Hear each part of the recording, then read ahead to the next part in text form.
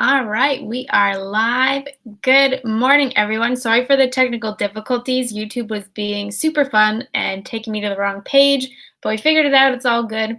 And I'm here this morning with Sonia, and we are going to talk about animal communication because a lot of people misunderstand what it is and how it works. So we thought we'd answer some of the most frequent questions that we commonly get about the therapy in general. Sonia, do you want to start us off by giving us a general or how you define animal communication? Sure. So, hi everyone. Hi Jesse. So, for me, animal communication is telepathy. It's just communicating um, in a different language than what we use. It's not like, you know, regular communication as, we would have human to human. Um, Animal communication is communicating through emotions, through um, images we may get, communicating through sounds. Sometimes we may get words, sentences. So it's a different way of communicating. That's a good way to describe it. A lot of people think that you can kind of just turn it on and off. It's something you can use as kind of like a party trick or something. And usually, or I guess people's reaction sometimes when they find out that you do it, they're like, "Oh, here, talk to my dog right now."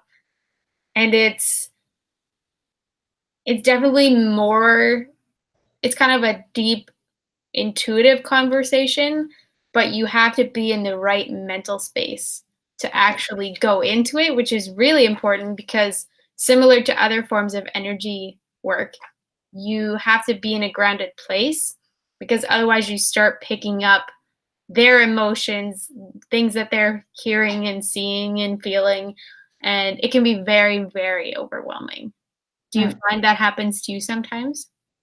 Yes, and I think it's all about making the difference between, your mind and your intuition, that place, where you just are grounded, as you were saying, and you just let go of the mind. And I think that's where the trick is because, if we're not in that center place, then the mind may take over. And especially when we start, we want to get messages. And so it's hard to let go of thoughts we may have and, just the mind. And animal communication and practicing, it's all about letting go, not having expectation, just be in the present moment, and just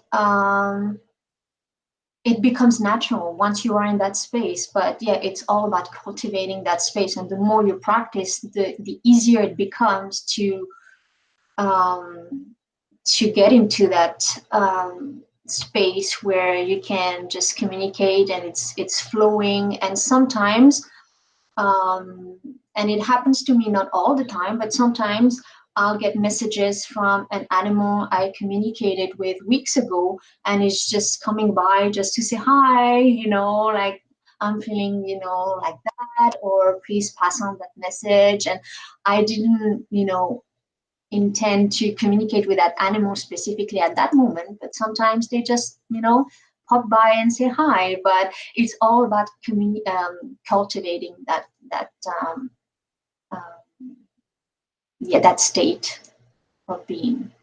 Do you have specific techniques that you use to kind of get yourself in that grounded state? Because I know you also do Reiki as well. And for me, I did Reiki first. So I kind of used a similar approach when I started animal communication. It was very similar. And I actually started getting messages before I was actually trained in animal communication. There is some formal things that you need to know, but most people have an intuitive knack for it. But I find that knowing those grounding practices helps me keep that their stuff, and my stuff, my stuff. So what grounding practices do you use? Um, I use many different ones. It's true that Reiki, is a beautiful doorway towards, learning animal communication. You learn meditation, you learn basic practices. Like I'm a yoga instructor as well, so I'm used to meditate, and meditation definitely helps getting into that state of grounding. But there are different ways, you can get into that state. Just walking in nature.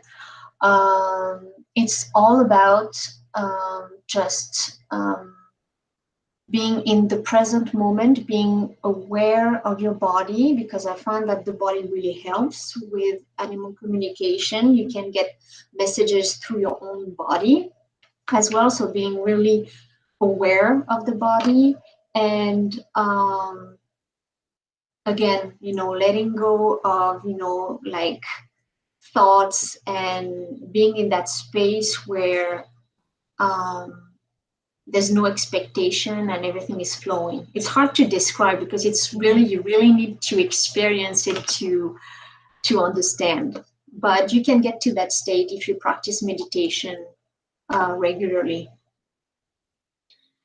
I find that sometimes people have different grounding practices based on their background. Like some people are very soothed by the ocean.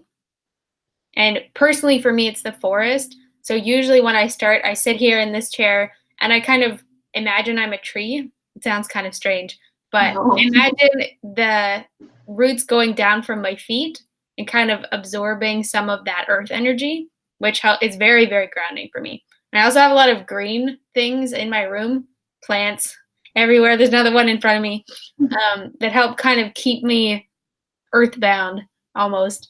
And sometimes it's just different things work for different people. But I want to talk a little bit about what kinds of information people can receive, because usually when people go into a session, they say, here's my list of questions. I want answers to all of these questions, and let's start. And it can be really overwhelming because a lot of people don't understand that you may not get answers to all of your questions. Yeah. You, the animal communicator, can only pass on what information you get, and only if the animal says that it's okay to pass that on, because there's some things they just want to like vent about, right? So what kinds of information do you typically receive? Uh, it depends completely on the animal, because as you were saying, people may give you a list, the guardian may give you a list, and the animal sometimes doesn't want to talk about that at all. It's not an issue for the animal. The animal sees the issue or the problematic somewhere else. So maybe the questions are absolutely not relevant to him or her, right? So yes, sometimes they may not get their answers, their questions answered, but the core of the problematic may shift to someplace else, and the guardian will get a different perspective on the situation, and that can be enlightening to the person. But that may take the guardian, off guard, because the person was not expecting that at all. So that doesn't happen all the times, but that's something that can definitely happen.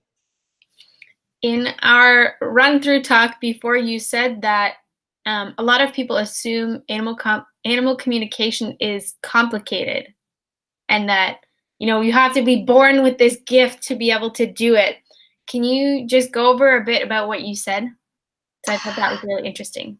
To me, it's something that is not woo-woo, that is not weird, that is, it's none of that. To me, it has always been something that is very simple, and that anybody, really anybody, can learn. yes, of course, certain people, it's easier for them, but it's something that anybody can do with practice. It's all about practice and learning some basic techniques to get into that space, as I was saying earlier. So it's really accessible to anybody. It's just being able to be centered, to be in the present moment, to be in connection with your body, to open your heart, to also not have expectations, because I find that at the beginning you have expectations, and that may be yeah, that may prevent the communication from flowing, because it's very easy. And we all get telepathic communication, like from our animals, from our pets, but even between, like, from human to human. We're just not aware that it is telepathic communication, because we don't know how it works. We've never learned that, right? Like, that's not something that we are taught, in school or from our parents or anybody, unless as an adult, usually we go learn it. But it happens all the time. We're just not aware of it. Based on the description of the person that is able to do it, being open-minded and having an open heart and being, open to receive that kind of information, do you think that children would be better at it than adults? Uh, I would say yes, because kids are, more in that energy of being fully present to what they do, to be completely open.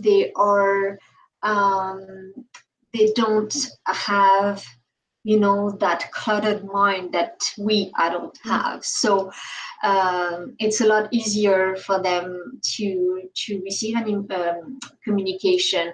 But they also do it as babies. Like, babies communicate with their parents telepathically. Mhm.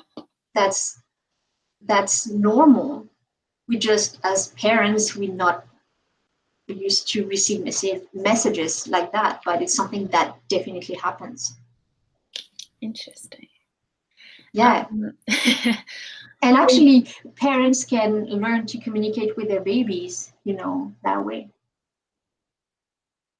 I've never thought about it, but I'm thinking now it would be totally possible if you were open to that kind of thing, because babies don't have verbal communication yet. It would be an easier way to understand what they need and want, rather than listening to them cry for 5 hours trying to figure it out. Oh, yeah. Yeah, there are, like, people teach those techniques to be able to communicate with babies, and to, for instance, know why they're crying, why, like, whatever the problem may be. And it's super easy to learn. Do you find that because humans are technically animals, do you sometimes or ever pick up on people conversations or things that they're thinking, or is it more you try to keep it separate? Um, yeah, I can pick up, the vibe of someone, and um, what blockages they may have. It's not what they're thinking at this specific moment in time. It's more personally, I can pick up on the vibe and blockages they may have, whether it's in the body or um, in their mind, like limiting beliefs and that type of thing. But it's something that you can do as well. There's no limitation, in terms of telepathic communication, because I know people who do communicate with people who are in coma, for instance. Okay. So you can definitely do that. Speaking of limitations, a lot of people only consider animal communication once their animal has passed over. And when I did my training, the lady broke it down into three separate learnings. One is beginner for animals that are alive with us, one for animals that have passed over, and a third, very advanced one for animals that are lost. So I thought we could talk a bit about that because I know we were talking about this earlier, but the energy of talking with animals that are alive versus past is very different.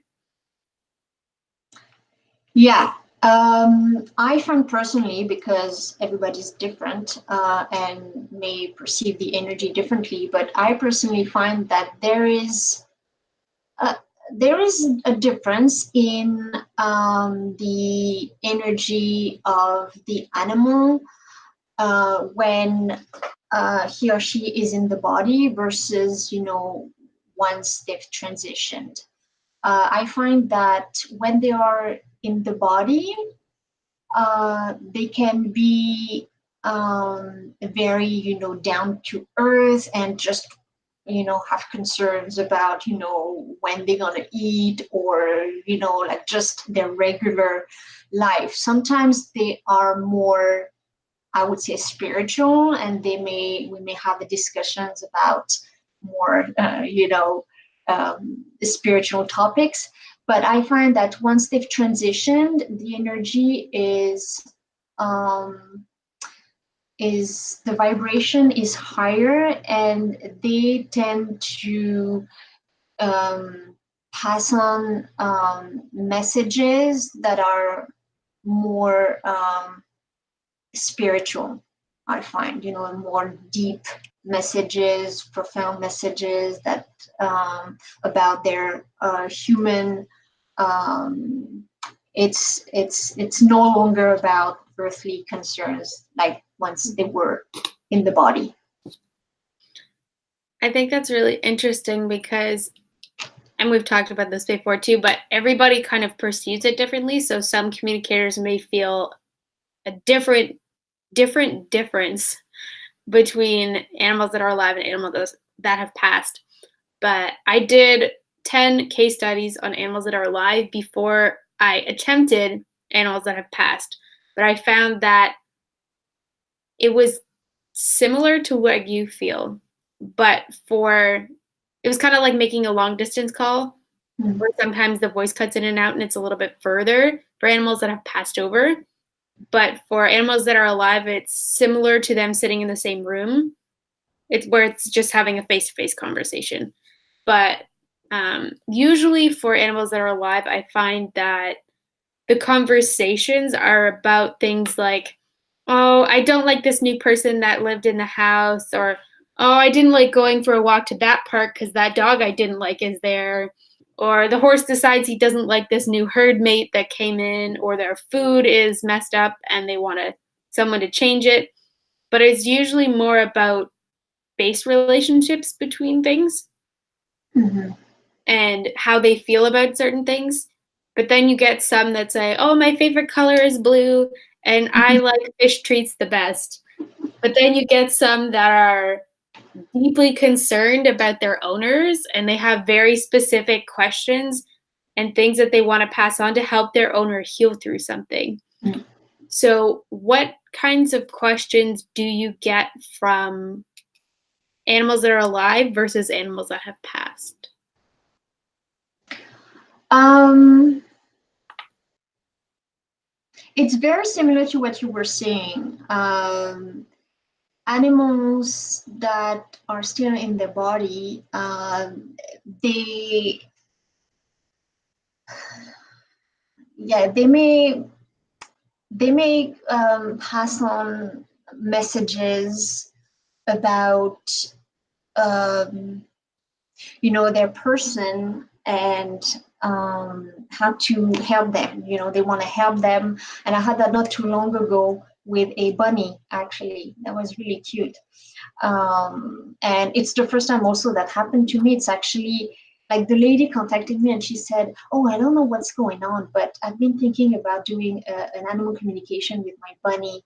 um, lately it's on my mind, and it's very persistent. And when I did the communication, the bunny said, yeah, I actually, pushed really hard to get that communication done.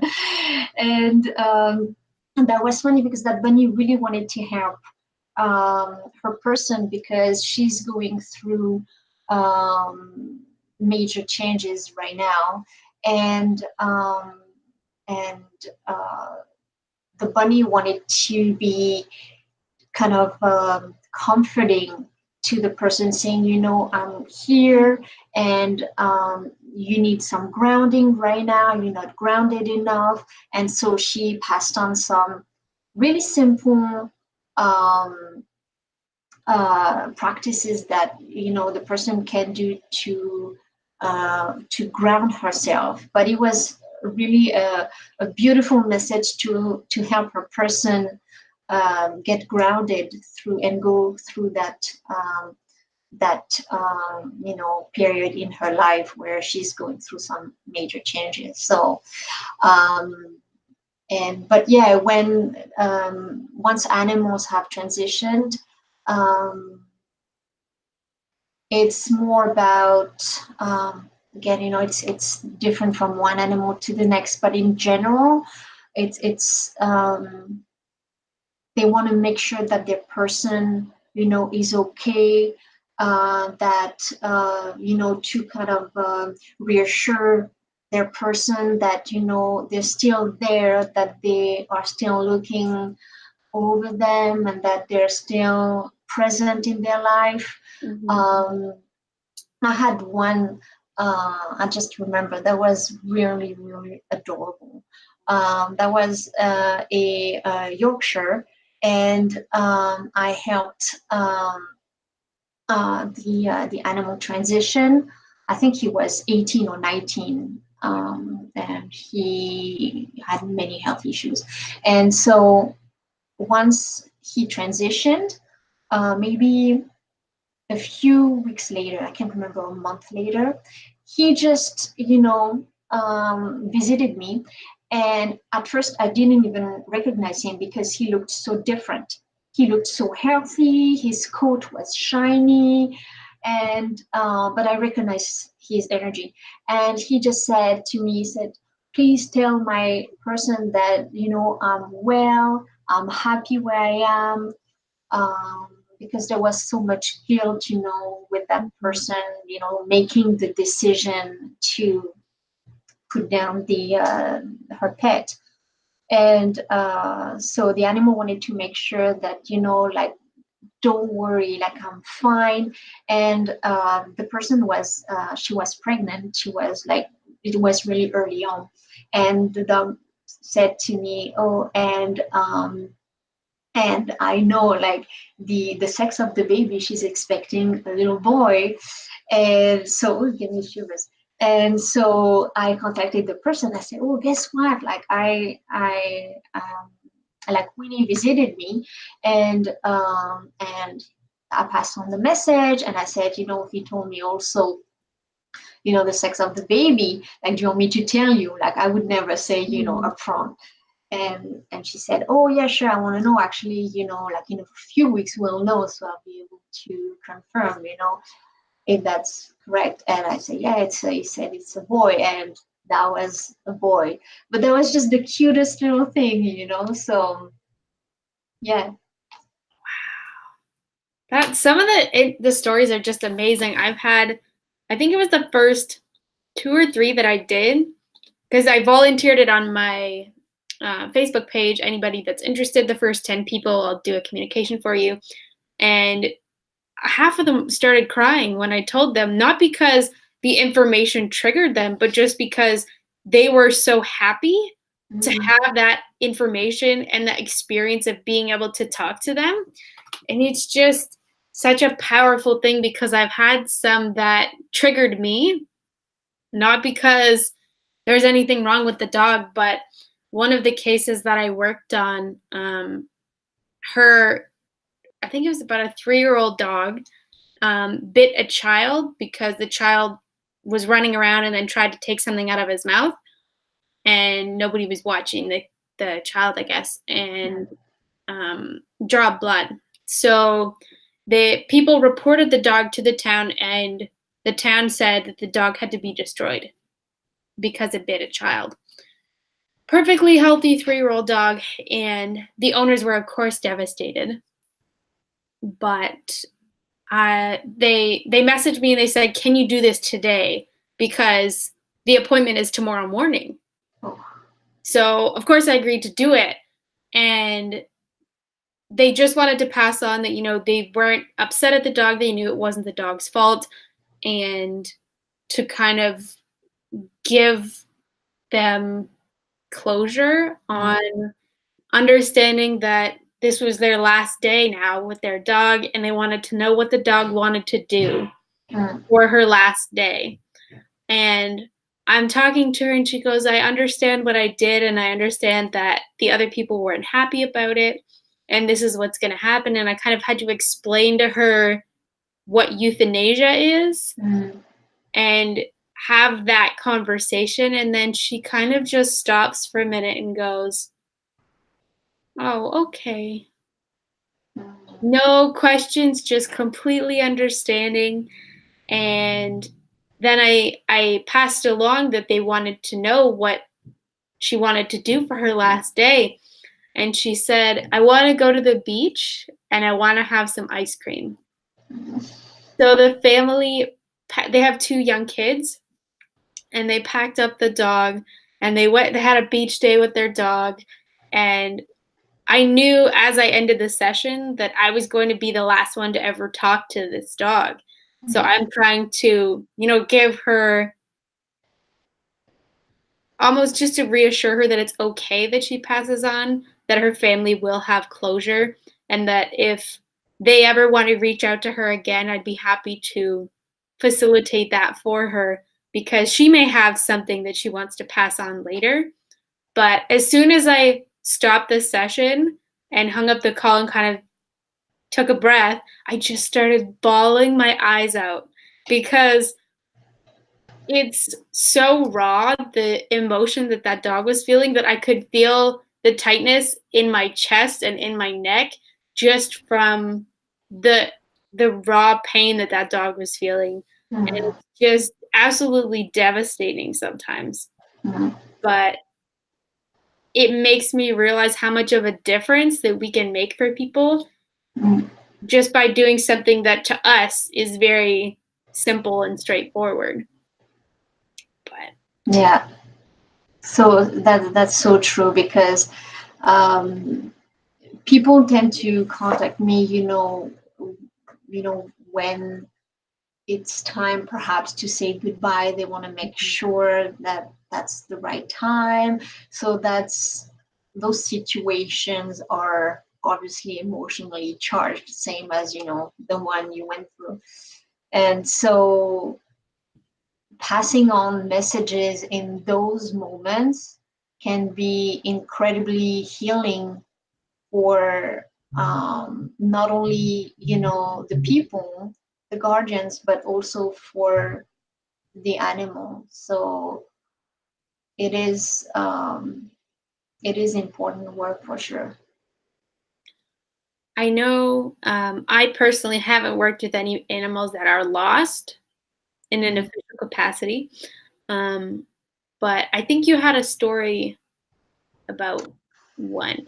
Yeah, like I don't now I don't do animal communication for lost animals. That's something that I don't want to do anymore, because it's too um, it's too difficult emotionally, not only for the people but for me as well, because we're never 100% sure, of the information that we may receive. There's always like a percentage of error, so you don't want to convey information that may be wrong, and then it creates like frustration. It's just very difficult.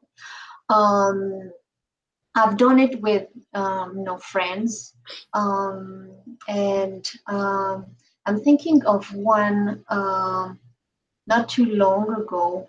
Um, it's a cat that, an outdoor cat, and he went out as he usually does, but didn't come back for, I don't know, like many days. That was very unusual.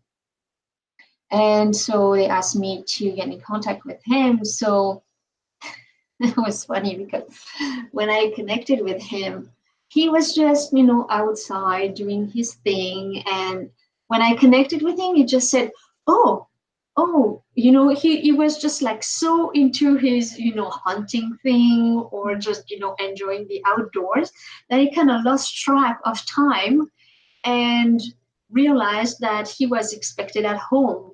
It was just so funny. His reaction was like, "Oh, really? Like, is it like time to go home?" And I was like, "Yeah, it's been a few days now. Like, they're expecting you at home. They're worried." And and after that communication, the day after, he went back home, so he was home. But I had, I think that was last week, another one, and very similar. The cat, well, actually, the guardian went on vacation, and the dad, that person's dad, was looking after the cat, and the cat didn't come home for a few days. And she's a very anxious cat. She has some anxiety issues, so they were really worried about her. And so I said to the person, "I'm not gonna do animal communication, um, but I'm gonna do Reiki." um, I find it's easier because I don't want to, it's, yeah, it was to the person who was really, really in a bad place. Like, so I was like, "Okay, let's just do the treatment." And 2 days after, the cat went back home. So, that's the way I work, and everybody's is different. But yeah, now I don't do animal communication with lost animals. Luckily, that one turned out well. Yeah. I want to touch a little bit about difficult conversations, because sometimes, even for animals that are alive or have passed, they have information they want us to pass along that makes us uncomfortable just because we're trying to figure out how to say it Mm, to the owner to come across as helpful, rather than your animal has a problem with XYZ. mm, It's more learning the language to get that across, but some of them are a little easier. One of the first cats that I worked on, um, he had a problem with the owner's boyfriend that had moved in. And it wasn't that the cat hated him, it was just that he was taking over his owner's attention and not giving any to the cat. So to figure out how to say that, I didn't, come across and say, "So your cat hates your boyfriend." It was more, your cat's having some difficulty with having somebody new in the house. And I think that having him interact with the cat more, or both of you together more, would help reassure him that he's not being ignored or put to the side. But sometimes the conversations are more difficult when they have a specific question, the animal just flat out says no. mm, And it's something like, "Are you okay if we, leave you here while we go on vacation for a week? And we'll have people check on you." The animal's like, "No, I don't want to do that." And then they have to figure out something else, or something like, I don't know, the owner sometimes approaches with something like, "Is it time for my animal to pass on?" right. And then you can ask the animal, and they'll either say, "Yes, it is," which is a difficult conversation in itself. But sometimes it's no, because. Mm, And then they'll say either, "I want to help my owner get through this thing that's happening," or "I'm waiting for this thing to happen." And then the owner has to make that decision and either say that, "No, it's okay. for you to pass on or do the thing so that they can move on. Mm, Because a lot of times they're holding space for them to do that thing. yeah. But I know sometimes you get difficult conversations. So, how do you go about approaching those? I think it's all about being, compassionate and just um, convey the message with, kindness, and that, in the end, it's up to the guardian to make whatever decision, they deem is the best one for their pet. So we're just there to help in the situation, but then the responsibility, lies in the hands of the guardian. So we're just here to help, and I see it that way, just to be as compassionate as possible. But yeah, when I started, it was very difficult for me to deal with those situations. I think now with experience, I've learned um, to really not necessarily convey all the information that is received, because sometimes the animal needs to share with somebody else, kind of the to share the what's going on, but the information, not everything is necessary to be passed on to the guardian. And then I've learned to really convey the core message.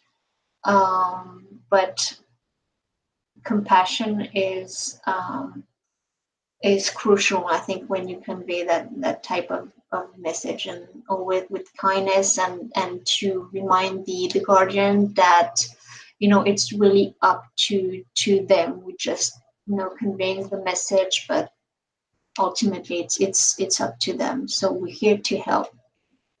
We're more facilitators than part of the conversation. Yeah. But you touched on responsibility, and us as animal communicators, we do have a certain responsibility to share in the most compassionate way and try to get a successful communication, which again is a different definition for some people. But for the people, it could be they just want answers to their questions. But for the animal, they just want to convey their thoughts and feelings, which may or may not match with what the owner wants. But I find in terms of our responsibility, we are not allowed to diagnose an animal. We can say that they seem to have some issue with their liver, but we can't say he has stage 4 liver cancer. It's more um, an observation, not a scientific diagnosis. I should state that. Responsibility, we're not supposed or not allowed to say that, if especially with lost animals, that the animal's dead, Mm-hmm. because not only sometimes is the owner not ready for that, but we could be wrong. Right? Absolutely. And you do not want to start that conversation with the owner and then find out later that the animal's not, because they will stop looking for them. And that's a whole other emotional conversation. But never ever tell a person that their animal's dead. That's not your responsibility. Yeah, Just I couldn't agree more. Yeah, that's so important, because again, you're never 100% sure of what you receive. There's always that percentage of errors, so, and that can make a huge difference, for the animal and his person. So yeah, I completely agree. thought I'd touch on that because legal responsibility. Yeah. Um, we talked a little bit about working on our own pets. And me personally, I resisted talking to Kaya a little bit after I got my certification because I was kind of nervous. I was worried that it would be harder than it is with other people's animals. and I was worried that she would tell me something that I wasn't ready to hear. Mm. But a couple of weeks ago, I finally committed. I was like, tomorrow, I'm going to do it tomorrow. And I did it, and she had some, I actually have my notes here. She had some, it was, nothing super emotional. She said some things about the energy around her, and mostly it was just, I like this, I don't like this, or, my elbow hurts sometimes, and things like that. She said she wants more walks, specifically in the morning and the afternoon, that we've been having. She says she wants play dates in small groups with other dogs, not big groups, but just little groups. Okay. Very specifically gave me examples of dogs that she likes. Wow. She says that she wants Rescue Remedy, which is a Bach flower essence that kind of calms them down, anytime before I cut her nails or take her on a car drive longer than 15 minutes. Okay. So she does not like the car, so she's very specific about that. And she said that we're doing a reno here. It was supposed to be this year, but our architect messed up, and it's going to be next year. But I asked her how she felt about the renovation, and she said, I like the idea of the renovation because my stepdad is moving in, and he's one of her absolute favorite people. So that was one reason she liked it. The other was that when my mom works, she used to have to be shut downstairs for the people that didn't like being around dogs. But once the reno's done, she'll have more free reign of the house. So she said, I like it because this. Yeah. So she has a lot of opinion. She's definitely very vocal about it. I probably shouldn't have been so worried about it, but the first time we did one with her, I had somebody else do it for her birthday last year. And we were talking about her food. And she had very specific opinion. She said, your dog likes the garden and being outside smelling the flowers, working with your mom in the backyard, which is all true.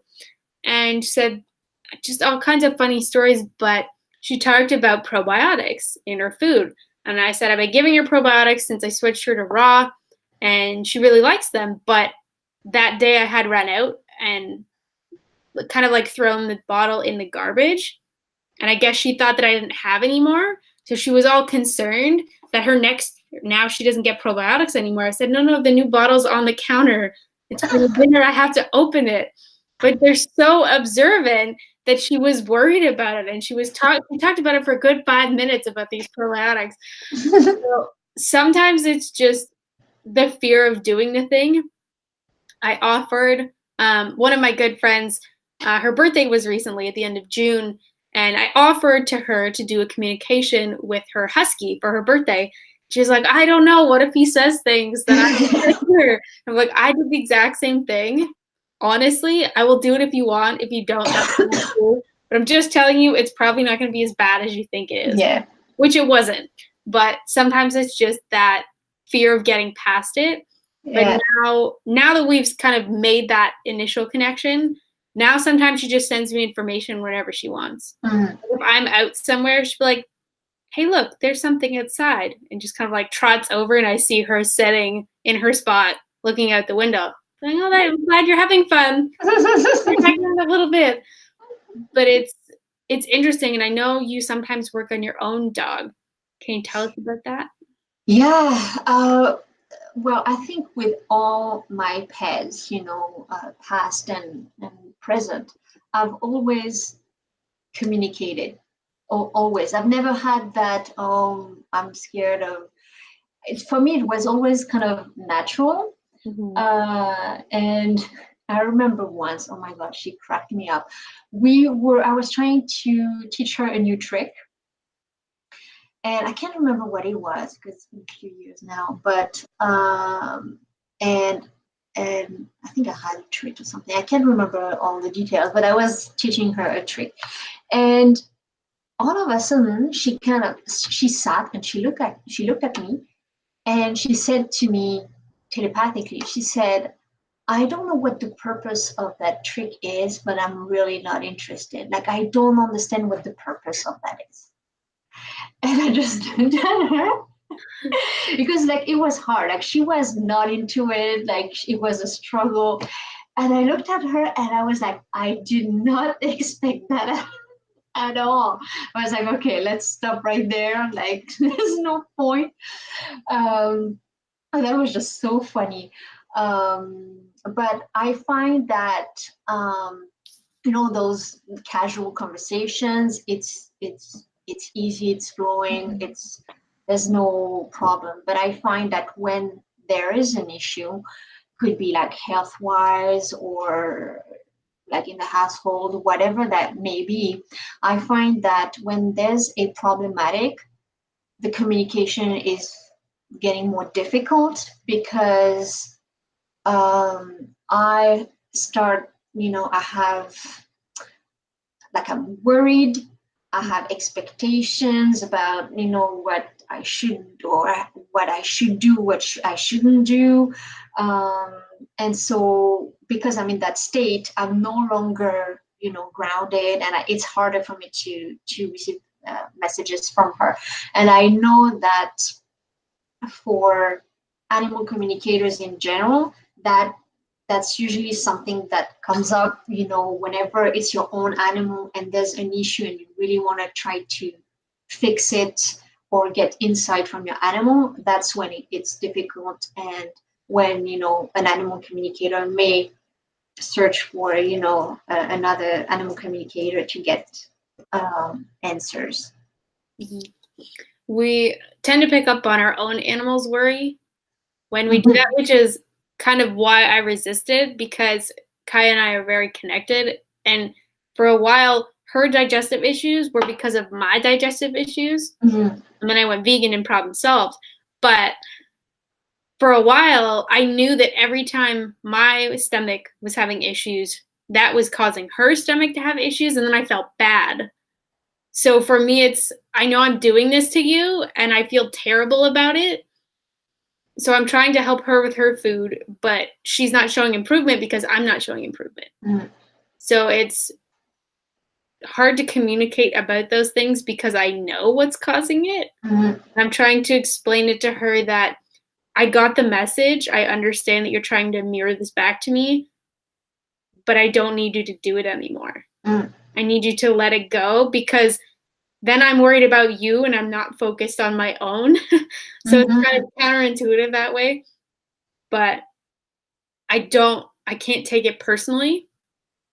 You kind of have to, anything they have to say, you kind of have to go into it with an open mind, which for me, when I do Kaya, I start the session, I'm like, hey, Kaya, it's mom. We're going into this, and I just want to let you know I'm not going to take anything you say personally. I won't be offended. I'll still love you and give you treats and take you on walks. This is just something that I wanted to talk to you about, and then I'll bring up whatever it is. But she's usually very talkative. The first animal communicator that we had said she's very eloquent. Mhm. She takes time to think about what she wants to say and pick specific words so it comes out really well. Mhm.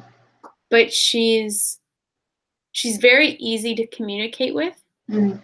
And the first time I taught Reiki, she allowed us to use her as a demo for the level 2 distance Reiki. And my students were shocked because she was so eloquent, right? And I know when you learn Reiki, it's not explicitly telepathic communication, but you're projecting that energy. And they just said her energy is so similar to yours, it's hard to separate them.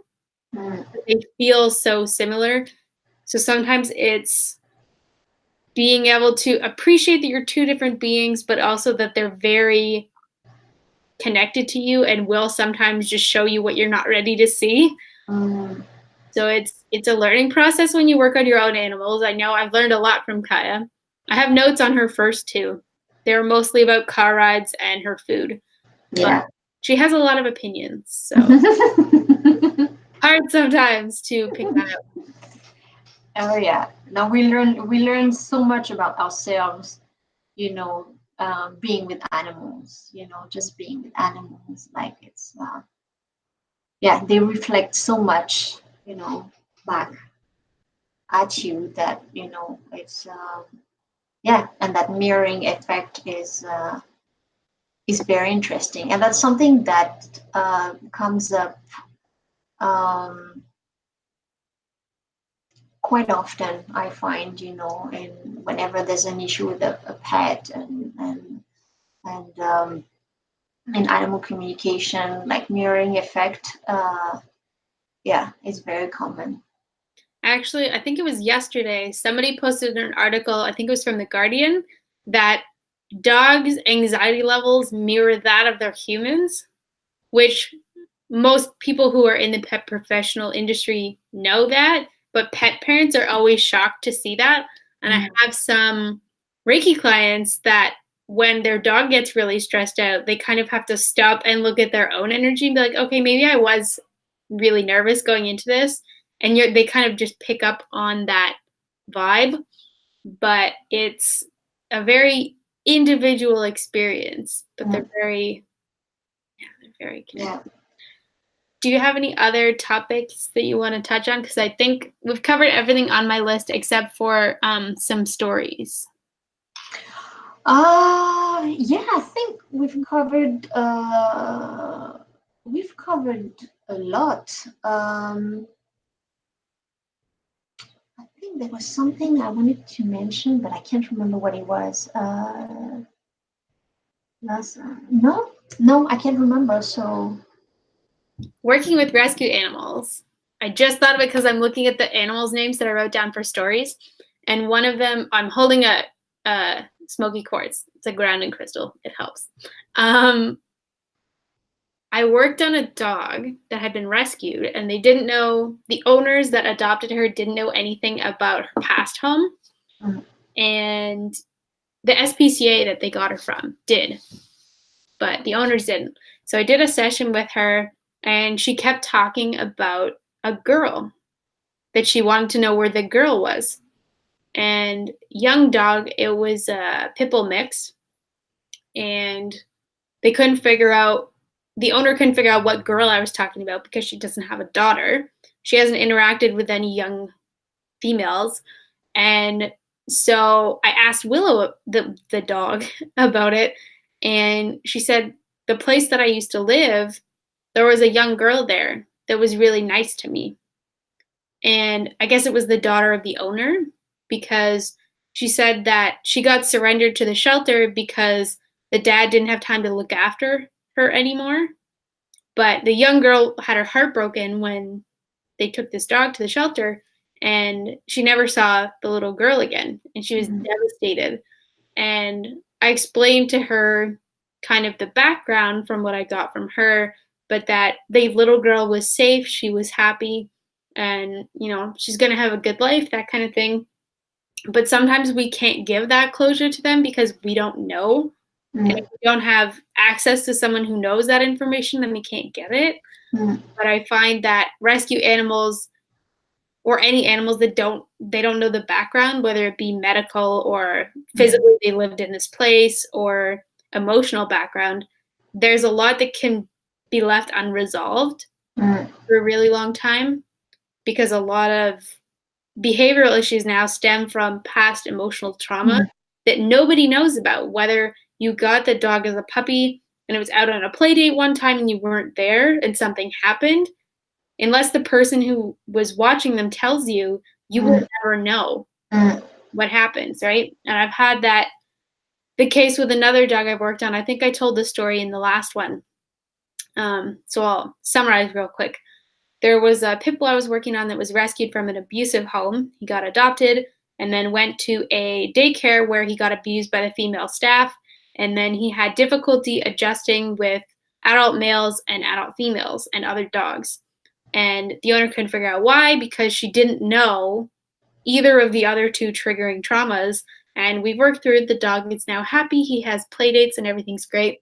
yay. Just to show you Mm, how far they can take it, because he couldn't be around other dogs. He had to wear a muzzle when he's outside because he is a pit bull.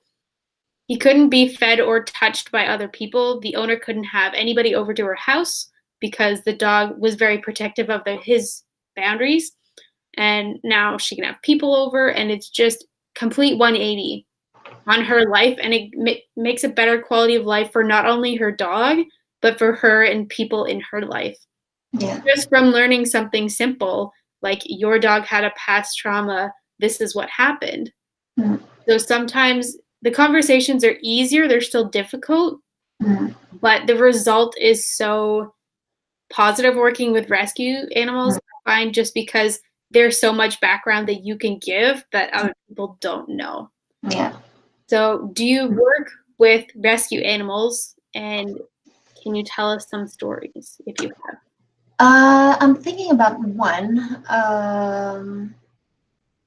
and that's a few years ago. And that lady had rescued a dog, but the dog was very aggressive towards her husband.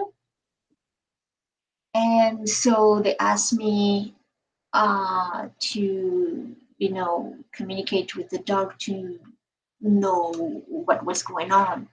And the dog told me that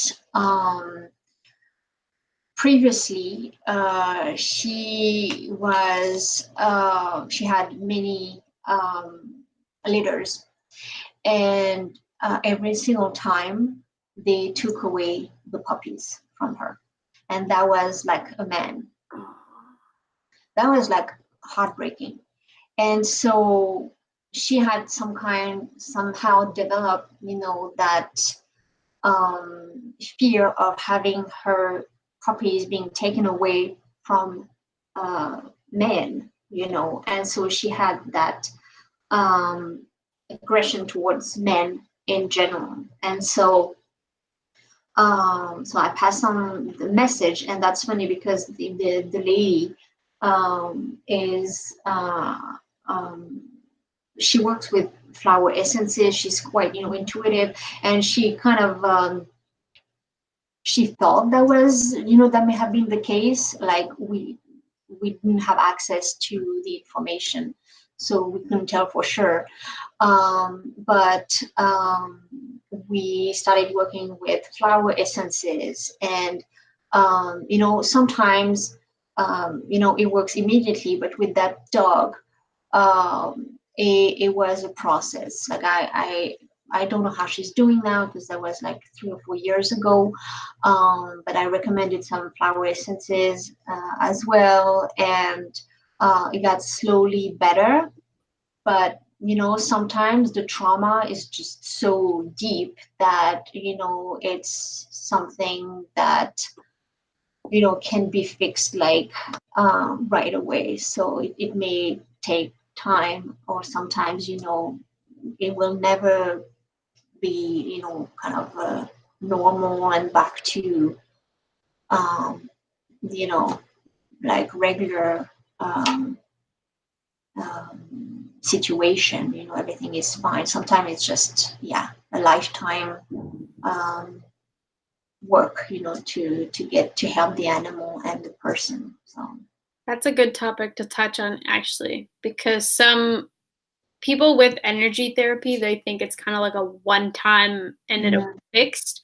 And I have had cases like that, but most of them, depending on how long they've had the issue, it's actually more of a maintenance type session.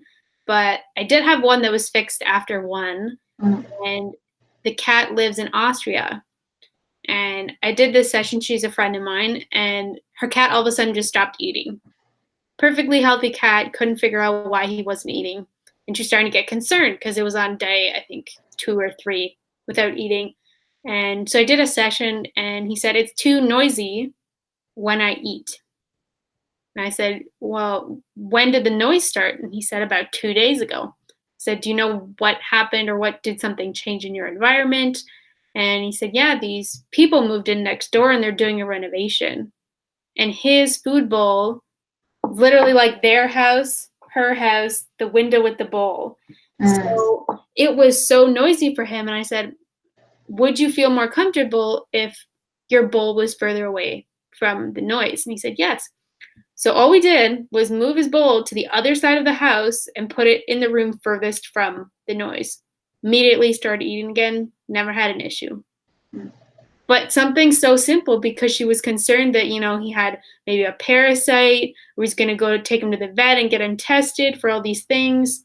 And when it's completely, I mean, the cost of the session, but it's nothing she has to pay to fix. It's kind of just do something in the environment or change your behavior in a way, and the problem is resolved. But sometimes it's a deeper maintenance. The owner wants you to talk to them while they're transitioning through something or a Mhm. change in their life, like they're moving or someone's going on vacation or someone's getting a new job and their routine is changing. Yeah. I find that most of them tend to be more than one, unless Mm. it's kind of a person just wants to try it out, see what they have to say type of session. Yeah. But usually people come in and whether they know it or not, they have a reason for Mm. why they want to do it. They have a deep-seated question they want to know the answer to. Yeah. Sometimes it is usually maintenance, but Mhm. Yeah. okay. I think we're at our about 1 hour. So, do you have anything else you want to say? Uh, no, I'm just thinking about a story right now. I don't know why. It was really touching um, session with a dog that was diagnosed with cancer, and that was like stage 4. So that was like um, that was towards the end, of his life for him. And his guardian contacted me to know what she could do to help him. And when I connected with that dog, I had so many emotions that I started crying. It was just so, those emotions were, there was like trauma, there was like, it was quite heavy. And but I could tell that it didn't belong to, those emotions didn't belong to the dog, it belonged to the guardian. And the dog um, talked to me about, what his guardian was going through, and he wasn't worried about transitioning at all. And animals have a, they perceive death completely differently than us. For them, it's just, a transition towards something else. They don't have that fear. They don't. They see it completely differently. So for him, um, that wasn't an issue. But he passed on all that information about, his guardian. And that was so touching. And in the end I said, so, like, what do you want to do, like, with your guardian? Is there something you'd like to, like, any activity or anything? And he said, you know what, I just want her to keep massaging me. And he showed me like himself being on his back and being massaged, by his guardian, and just meditating with his guardian. And the guardian confirmed that that's something she was doing, and she was also meditating. And that was all he wanted. That was all he wanted. He wasn't worried about, um, you know, transitioning or anything. And the guardian also confirmed that she went through like trauma, and she was, on a healing journey. Um, but it was just a very touching story, and I don't know why I felt like I needed to share that. So that's all. Beautiful story. Because sometimes animals do hold on for their owners rather than when they are emotionally ready to leave. But I thought what you said about them perceiving death very differently than we do, because for a lot of people, that's the end. There's nothing after that. But for most people that are more spiritually minded and they try something like animal communication, usually they're in more in the realm of you'll be reincarnated into another being and you'll have another life. So usually I find those people are more open-minded about Mm, it. They're less concerned, but it's the emotional connection to that animal. So sometimes for them, it's nice to know that when they pass over, they can still talk to them mm, telepathically or have an animal communicator do it. So they don't it's not kind of you'll never talk to or see that animal again. Mm. It's kind of more loosely Yeah. an ending. Yeah. And I've had animals that have passed over and their owner is still grieving. Mm. And the animal wants me to let them know that they are going to come back as another dog for that person. Mm. Which sometimes one of my friends lost her German Shepherd last year. He had anal cancer. Mm. And she's been looking for a puppy. She's trying to sort it all out, find a really good one. And I offered to do one of my sessions for her. And she's had German Shepherd for a long time. She's had about 4 or 5.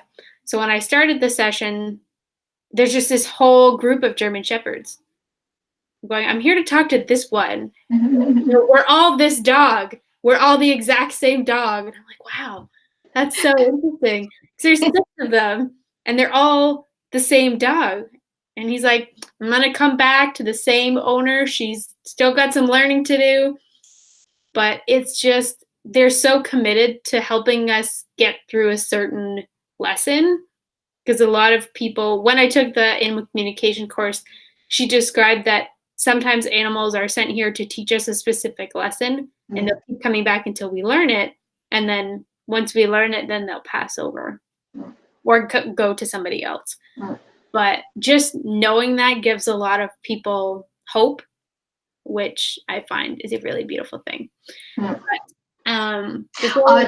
just wanted to add that, when an animal is reincarnating into another dog, it's also important to understand that it's going to be a different dog with a different personality. It's not going to be the exact same dog, because sometimes people expect, oh, I'm going to recognize my dog, and yes, you may recognize some aspect of the personality or things that the previous pet used to do, but it's going to be a different animal with his own personality, so it won't be the same dog or cat or whatever. Which is important, because that's not how it's portrayed in the movie A Dog's Purpose. It's the same dog, but when you get to the end, he knows a behavior that the first dog used to do, which I guess could be the case, but he exhibits this behavior. It's a very complex series of tricks type of thing. And the guy's like, oh, yep, that's my dog. But it's not always going to be like a eureka moment. It could be, they exhibit similar behaviors or tendencies to like certain things over other things. It's not going to be 100%. So yeah, good thing to keep in mind. Can you tell our viewers how to find you on social media or however you like to be found? Yes, so on my website is anahatahealingcircle.com, and same on social media, like on Facebook. If you type in the search bar on in Facebook, it's gonna be Reiki with Sonia. The title is still, the page is still Anahata Healing Circle, but if you do a search, it's Reiki with Sonia, Sonia, and Instagram, it's the Anahata Healing Circle. Perfect. Yeah. Whew. Well, it was so nice chatting with you, and I hope this video, no internet connection went out, so I don't have to take it down and edit it, which is fantastic. I can just Woohoo! That's a long video to download. But I'm glad that all worked out, and thanks for tuning in for all of you guys that are watching it or watching the replay. And we will bring you more animal content all the time if you keep watching. I promise. Have a fabulous rest of your Thursday. I'm used to saying Tuesday because my lives are on Tuesday. On Thursday, and we'll see you soon. I guess there's no... Thank you, Jessie. Thank you so much. It was so nice talking to you and talking about animal communication. Oh, real quick. I don't teach animal communication, but I'm teaching small animal acupressure in the Greater Toronto area. The class is 2/3 full. There's only 2 spots left. So if you want to join, it's in October. The information is all on my website, birchanimалwellness.com. Under the Learning tab, you will see a page called Animal Acupressure. All the information is there. Perfect. Okay. Now I can sign off. I will see you guys soon. Sonia, have a fabulous rest of your day. I think Thank you. we'll still get to talk when we stop the broadcast, but anyway. Enjoy the sunny time, my fellow Canadians.